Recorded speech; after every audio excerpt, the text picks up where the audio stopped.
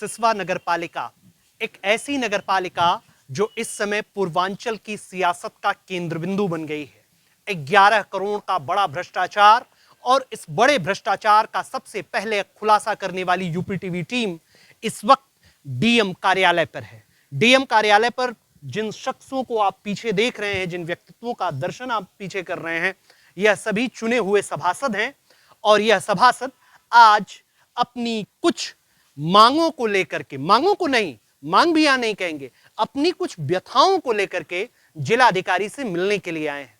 आइए जानते हैं क्या व्यथा है, क्या परेशानी है, और वह नगर पालिका जहां सभासदों को बंधक बना लिया जाता है, वहां के सभासद डीएम कार्यालय तक आए हैं तो क्यों आए हैं। हमारे साथ बात करने के लिए सभासद हैं। नाम क्या होगा सर? विवेक सिंह। विवेक सिंह। विवेक जी, क्या हुआ पूरा पहले मैटर बताइए और उसके बाद बताइए डीएम कार्यालय पर क्यों आए।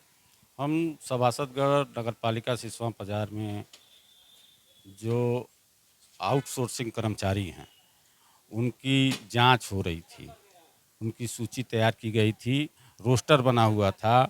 उसकी हर वार्डों में 5-5 कर्मचारी दिए जाएंगे जो काम करने के लिए रहेंगे। आपको सुविधा होगी, साफ़ सफाई बढ़िया से होगी। इस चीज़ की जानकारी लेने के लिए ईओ महोदय और प्रशासक महोदय ने हम लोगों को नगर पालिका बुलाया था।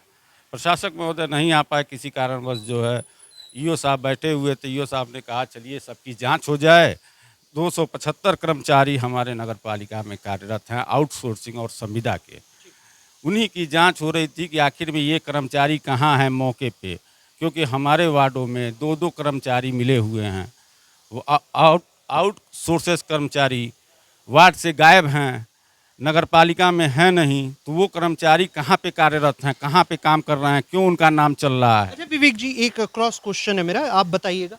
जब नगर पालिका चलती थी, जब अध्यक्ष निलंबित नहीं हुई थी शकुंतला जायसवाल जी, क्या तब भी इसी तरीके की सिचुएशन थी? और सिचुएशन थी अगर, तो क्या आप लोगों ने कभी इस पर प्रतिक्रिया दी? बिल्कुल बिल्कुल, उस समय भी हम लोगों ने सफाई को लेकर अध्यक्ष महोदया से कई बार इस बात को रखा।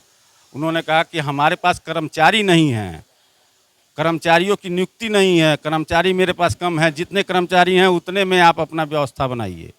ये बात बार बार उनके द्वारा हमसे कहा गया। और जब वो हटी हैं तो जब कर्मचारियों का लिस्ट लिया गया तो कर्मचारियों की लिस्ट में 275 की संख्या हमको दी गई है। तो 275 कर्मचारी और एक वार्ड में 2 से 3 कर्मचारी, तो कर्मचारी हैं कहाँ? टोटल कितने वार्ड हैं? 25 वार्ड। 25 वार्ड में 275 कर्मचारी और एक वार्ड में 2 से 3 कर्मचारी, हाईएस्ट 3 कर्मचारी, इससे ज़्यादा किसी वार्ड में कर्मचारी नहीं। तो कर्मचारी हैं क्या? यही तो हमारी मांग है। हमको साफ सफाई चाहिए। जनता ने हमें चुन के अपने लिए भेजा है वहाँ पे कि हमारी बातों को हमारे सभासद जी रखेंगे। तो उस चीज़ का हम लोगों ने वहाँ पे बात रखा कि हमें 5 कर्मचारी कम से कम दिए जाएं, जिससे हम अपने वार्ड की साफ सफाई व्यवस्था सारी कर लेंगे। उसके बाद मुझे आपसे कोई आवश्यकता नहीं है। इतनी की ही मांग है। उसको लेके बुरी तरह से जो है कल हंगामा किया गया। उसमें शकील अहमद, अनिल कुमार ने उस लोगों को उकसा के क्या उनको समझाया, क्या अनिल कुमार बर्खास्त हुए थे और उनको 24 घंटे के अंदर बहाल भी कर दिया गया। माननीय डीएम साहब से, जिलाधिकारी महोदय से मैं अभी एप्लीकेशन दे के आया हूँ, उनकी जांच की जाए। उनके लिए जिलाधिकारी महोदय ने कहा है कि मैं एक टीम बना के इसकी जाँच करूँगा। उनके सारे भ्रष्टाचार की सारी चीज़ों का मैंने लिस्ट उनको दे रखा है। भ्रष्टाचार की लिस्ट दी गई है, सभासदों को बंधक बना लिया गया और सभासद देखते रहे। सभासद तो वहाँ पे सिचुएशन ये बना था कि आदमी के लग रहा था, एक ऐसा दहशत बना था कि हम लोग के साथ कुछ भी अनहोनी हो सकती थी। ये हालत वहाँ पे था, बहुत बुरा स्थिति था। वहाँ पे पत्रकार भी मौजूद थे, प्रशासक भी मौजूद थे, प्रशासन ये लोग मौजूद थे। और उसके बाद हम लोग किसी तरह पीछे के रास्ते से प्रशासन द्वारा हम लोग को निकाला गया, नहीं तो हम लोग के साथ कुछ भी अनहोनी हो सकती थी वहाँ पे। किसका ये पूरा किया धरा?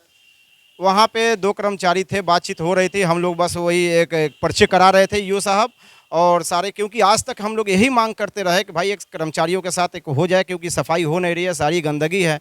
भाई मान लीजिए हम लोग सभासद हैं, जनप्रतिनिधि हम लोग चुने हुए हैं, मगर पता नहीं किसके इशारे से क्या हुआ। उसके बाद ऐसा माहौल वहाँ ख़राब हुआ कि हम लोग अंदर रूम में, ईओ साहब के रूम में हम लोग बैठ के अपना किसी तरह जान बचाए। जब डीएम साहब के पास अभी गए थे, डीएम साहब ने क्या आदेश दिया? डीएम साहब ने हमें आश्वासन दिया है कि मैं एक कमेटी बना रहा हूँ और एक कमेटी के तहत पूरी तरह से इसकी निष्पक्ष जांच होगी, जो दोषी होगा उसके प्रति कार्रवाई होगी। अच्छा, अनिल कुमार गुप्ता की एक गाड़ी है और उस गाड़ी पर अनिल कुमार गुप्ता तो पंप अटेंडेंट है थे। इस घंटे के अंदर उन्हें बहाल भी कर दिया गया। किस कारण से बहाल कर दिया गया ये तो भाई अधिकारी जाने, क्योंकि उनको पद से हटाने का और पद पे लाने का हमारे ईओ साहब को अधिकार है। उन्होंने कहा ये अधिकार मुझे मिला हुआ है कि मैं किसको कब हटाऊंगा, किसको कब रखूंगा, तो उसकी जानकारी आप क्या कहना चाहते हैं, यू साहब ने किसके इशारे पर ये किया होगा? अब उनके वो अपने बुद्धि विवेक पे ही किए होंगे ना। अपने बुद्धि विवेक पे उन्होंने हटाया कि उनको गलत पाए, और 24 घंटे के अंदर उनके ऊपर क्या प्रेशर आया कि 24 घंटे के अंदर उन्होंने उसको बहाल भी कर दिया। मैं कह रहा था कि उनकी एक गाड़ी है, उस गाड़ी के पीछे लिखा हुआ है अध्यक्ष चेयरमैन प्रतिनिधि, ऐसा कुछ लिखा हुआ है। कभी गाड़ी देखिएगा तो क्या आपको लगता है कि एक कर्मचारी की गाड़ी पर यह लिखा होना चाहिए? नहीं, ये गलत है। हाँ, गाड़ी जो है स्कॉर्पियो एन जो है वो अनिल कुमार के नाम से है। अब यह अनिल कुमार के नाम से है और उस पर हमारे नगर अध्यक्षा महोदय का उस पर वो लिखा हुआ है अध्यक्षा आबलिक चेयरमैन नगर पालिका परिषद सिसवा बाजार, जिससे हमारे अध्यक्ष प्रतिनिधि जी चलते हैं। तो गाड़ी तो अनिल कुमार के ही नाम से है। अब उसकी क्या सच्चाई है वो तो अनिल कुमार ही जानते होंगे। ये जो पूरा भ्रष्टाचार हुआ तो आप लोग क्या कर रहे थे? हाथ पे हाथ धर के बैठे थे? हम लोग हमेशा इसकी आवाज़ उठाए हैं भ्रष्टाचार के खिलाफ। हम लोग आज से नहीं, शुरू से जब से हम लोग निर्वाचित होकर आए हैं तब से ये आवाज़ उठाते हैं। मगर वहाँ पे ऐसा माहौल पैदा कर दिया गया था कि माहौल, हम लोग की बातों को कोई सुना ही नहीं जाता था। हम लोग बस इधर कहते थे, इधर बात ख़त्म हो गई।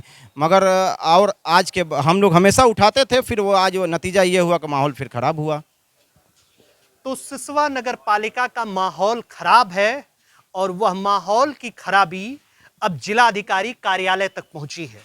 जिलाधिकारी कार्यालय में मौजूद उप जिलाधिकारी को, जो सदर के हैं, उनको वहां का प्रशासक बनाया गया है और ईओ महोदय के द्वारा, प्रशासक और ईओ महोदय के द्वारा यह पूरी कार्ययोजना, जब तक या निलंबित अध्यक्ष किसी कारण से बहाल नहीं हो जाता या दोबारा उपचुनाव करा करके नया अध्यक्ष निर्वाचित नहीं हो जाता, तब तक के लिए यह व्यवस्था है।